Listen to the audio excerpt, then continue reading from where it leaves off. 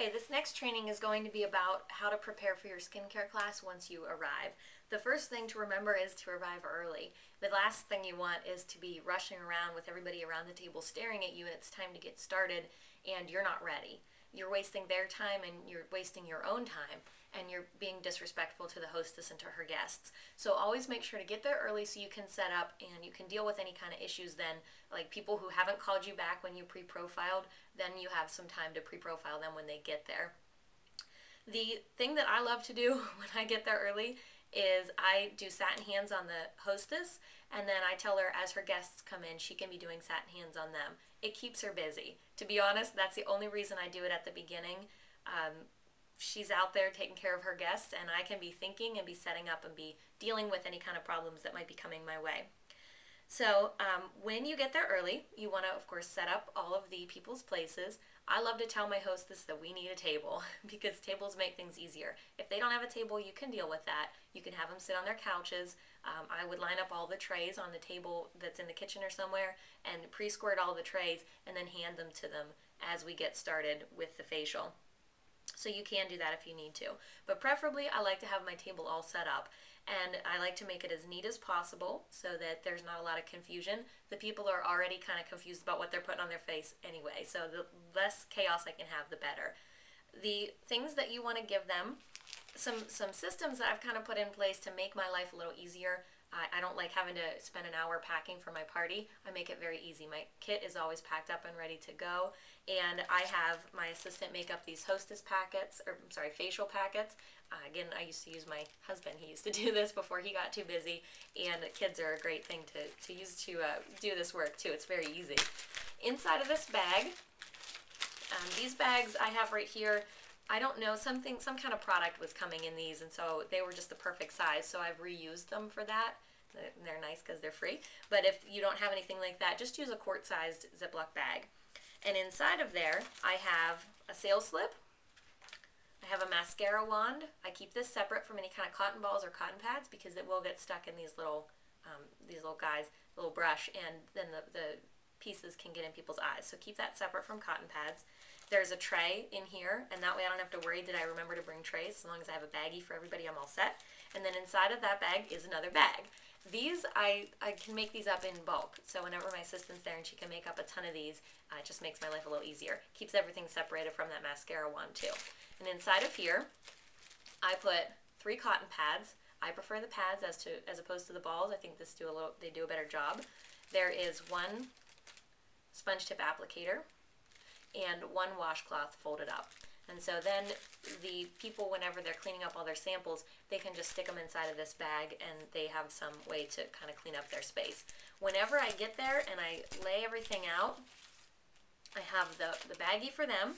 They get a placemat with the hostess program facing up. So here it's showing you the 10, 15, 20. On the back of that is the creator roll-up. This is where when I close them at the end, and we'll talk about that in a later training, then they can see what all the prices are. But I don't want them to see prices in the beginning. So this always goes down with this side up, the hostess program up. So that's going down. The mirror is set up. If you haven't figured these out, some people have a little trouble with them. This just folds backward, and this is the leg. So you're just going to set it up just like this. So you set that down with the hostess program kind of scooted off to the side so they can read it.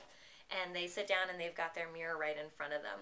Now, you may have noticed that on here I've got writing. I wouldn't normally do that for a skincare class. I don't want ink getting in their products. But I did this just so that I can show you how I set up my tray. I do use all the spaces. Now, for you when you're starting out with just your starter kit, all you need to worry about is cleanser goes in the bottom left. This is how I do it. If you have a system you like better, by all means, use it.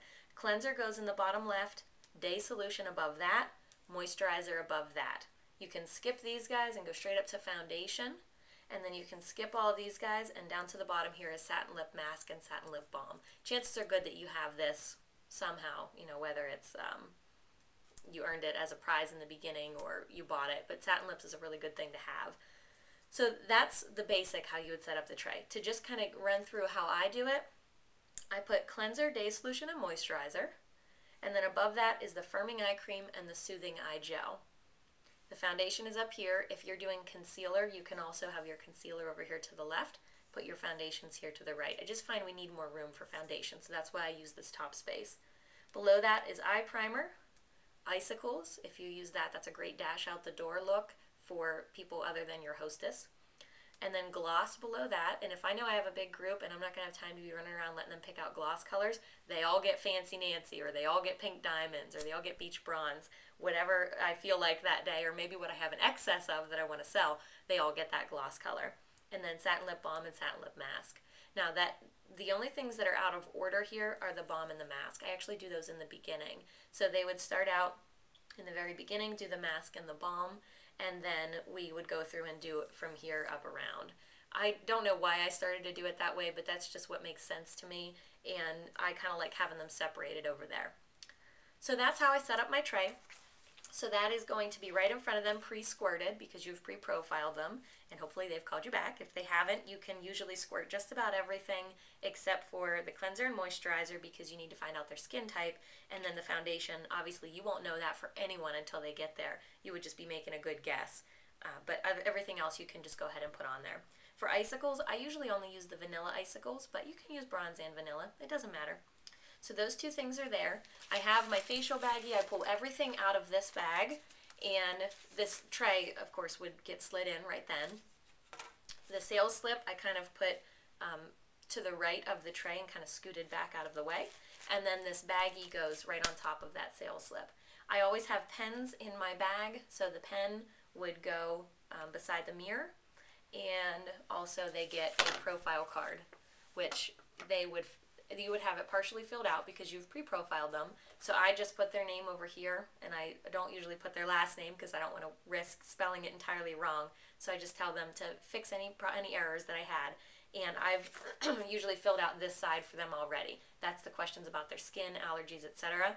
So whenever they can come into the table, they can fill out the rest of this. And here is how that goes. I've got all my tables set up. My hostess has been taking care of her guests with the satin hands, and I tell her, whenever you're done with satin hands, we're not going to start eating yet. That happens at the end. So just send your girls right in here as soon as they're done with satin hands, and I'm going to match their foundation shade. So she's sending them in to me. And so let's say Susie comes in, and I get her seated at where her card is, and I say, you know, I'm going to have you try some foundation shades, and while I'm getting them out here and putting them on your tray, I'm going to have you go ahead and fill out your profile card. I've already filled out this side for you, but if you could just fill out from here down, that would be great. Don't worry so much about eye shape and face shape and things, but just fill out what you already know. And so then she can just get started working on that. So she's filling out her card. I'm squirting a few different shades because I've looked at her and I've kind of judged what I think her skin tone might be, but then we're still going to do a little streak test. I do have another minute here. I can explain what the streak test is. What I do is first I look at her and I say, is she lighter or darker than me? Now I'm a 100, I'm a 104, so there aren't many people lighter than me. But if I know she's about as light as me, I'm going to give her 100 and 104 to try. If I think that she's a little bit darker but still in ivory, I'll probably give her 200 and 204 or 202, those ones to try. Then if I think she's a good bit darker than me, of course it's going to be 300, 302, 304. And from there, you're going to have her try those three and do a streak test down her face. You can see an example in the beauty book. That's a great place to even show them how to do it. And you'll let it dry in for a minute, because if you do it just when it's still wet, you won't be able to get you won't be able to really truly tell what it looks like. So from those three, you're going to know right away which one is too orange, which one's too pink, etc. Once you've decided which one is the right undertone, then you have to decide, is it dark enough or light enough? And if it's not, you can bump it up the different, up and down. So if it was a 200 and it was the right undertone, but it's too light, you might need to bump her up to a 300, and so on. So that's how you find out her foundation, and she's going to get to work filling out that card while you're matching everybody else's foundation shades around the table. And that's it. That's how you get started.